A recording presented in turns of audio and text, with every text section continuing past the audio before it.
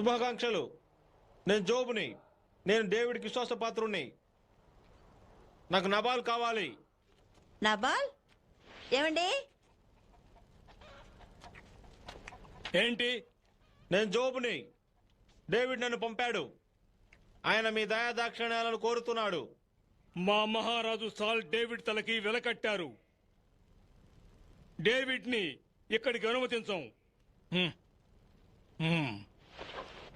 నేను ఆ పంది తలని నరికి తీరాలి. ఎవరో వస్తున్నారు.